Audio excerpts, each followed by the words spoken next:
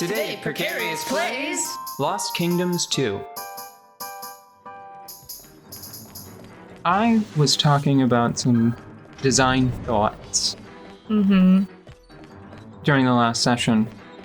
It was much more hot than we've been complaining about it a lot recently. We've actually gone really far out of our way to record very early in the morning instead of pardon? What is that? It's a dragon baby. Yeah, I kind of want to catch it, but cute. I've only got 4 capture cards, and I want to save them until I've sort of seen everything. They might actually just wind up not getting used at all on screen.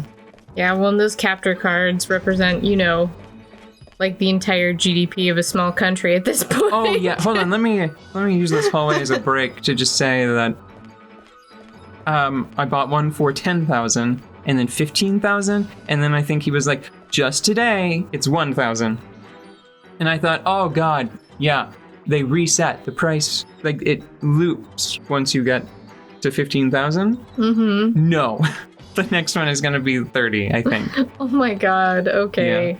But how much currency do you have? Presently, I have less than 10,000. Well, really, what it is, it's how many amber dragons is that? And it's getting to the point where it's like, oh god, it's like 10 amber dragons. Look at all these cuties. I really like their face.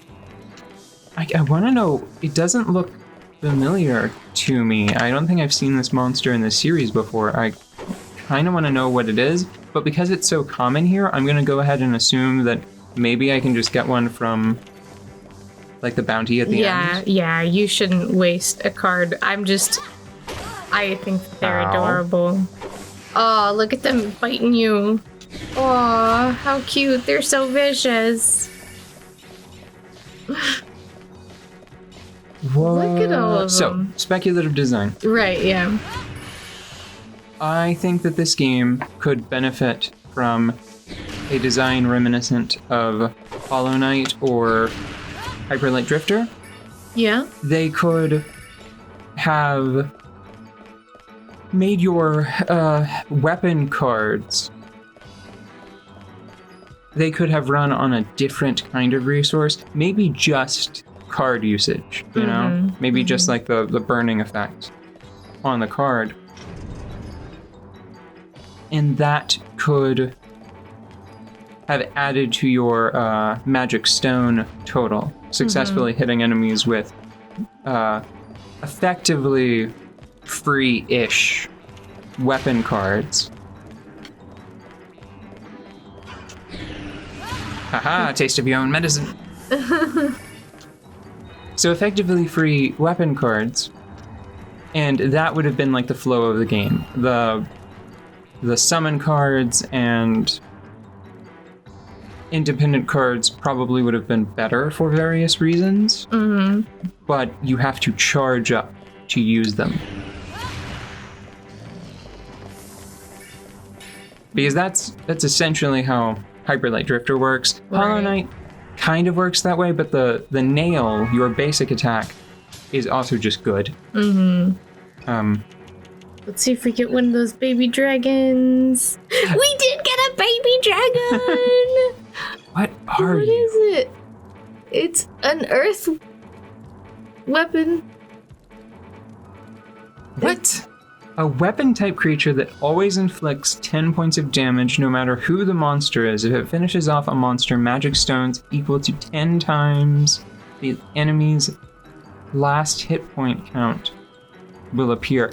So if it has 10 hit points left and you defeat a creature, then 100 magic stones drop, but if it has 1 hit point, then you get 10 magic stones? So it's between 10 and 100 magic stones that this little guy can generate for you, as long as it gets the last bite. And maybe there could be some value here if that is, if it is mistaken, if the information presented here is misleading, because if you could double that with the gnome card or wizard, Yeah. because that could be cool. I mean, it still wouldn't be as good as just farming dragons, but it would be cute if you could boost it up to, say, like 40. Mm-hmm. And then maybe like mash, a water creature? Yeah. And then it's like, oh, here's $800. So, the name of that thing, you have just a bit more French than I do. How? No clue. I don't know the word, and I don't know it as like a monster name noun. Yeah, I don't either. It's completely foreign to me. Vivo. We're gonna call it Vivo. Oh, how to say it? Yeah. I thought that you wanted etymology. Dang. I mean, etymology is a bonus for sure. And what is? Hi, buddy. Why? We can come back to that. Is this the laser firing thing? Yeah. Oh. Shooting lasers. Like, laser. We fought one of these in the castle. Towards the end of the main game. Yeah. If I could just get my dryad out. I fired that because I was afraid that I was gonna, I was trying to counter its laser. I see.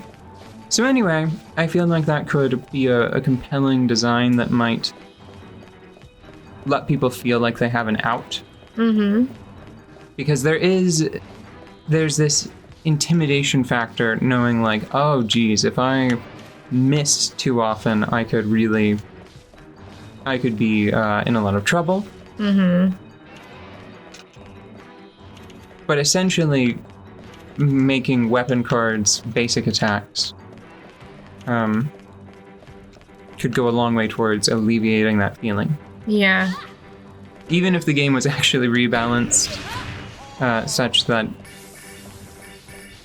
it might be a little harder because they know that like there's a flow to the game. Mm-hmm.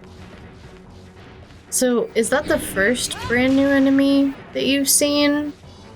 No, the fox on an earlier level was new to this game. It wasn't part of the main story. Mm-hmm. And the Valkyrie, I didn't catch one because I'm not convinced that isn't the same card I already have a copy of. Mm-hmm.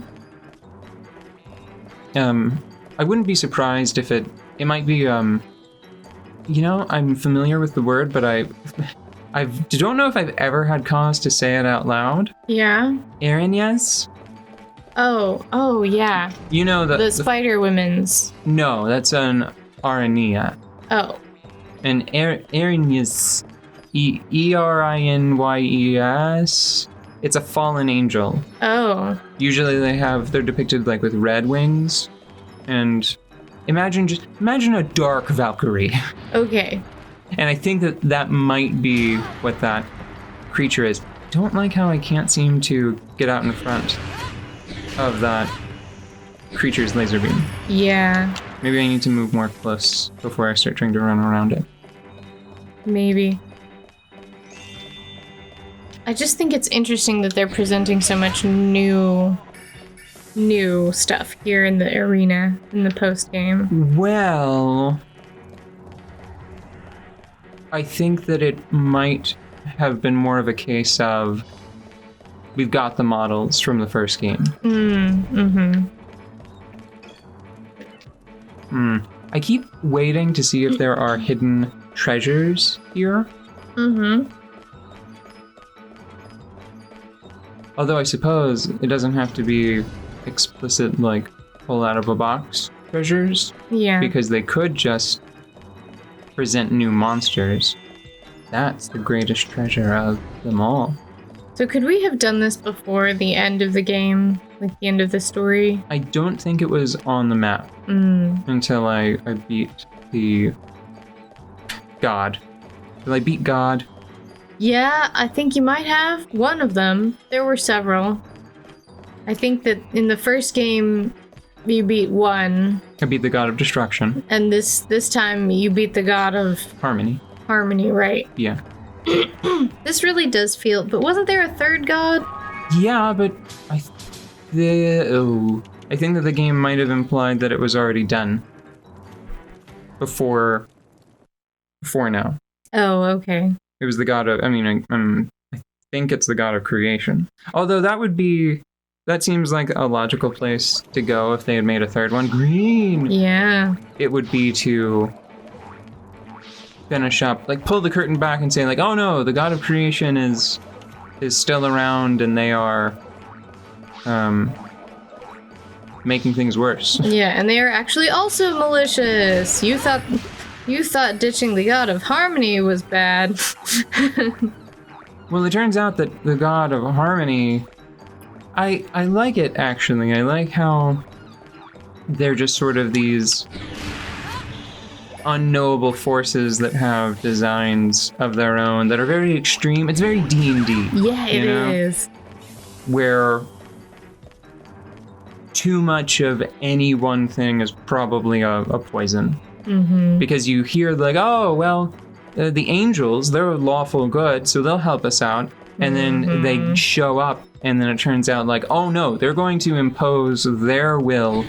What do you mean you want to do? Anything at all can become an illegal activity whenever you're dealing with a creature that believes in law in an abstract sense, you know? Yeah.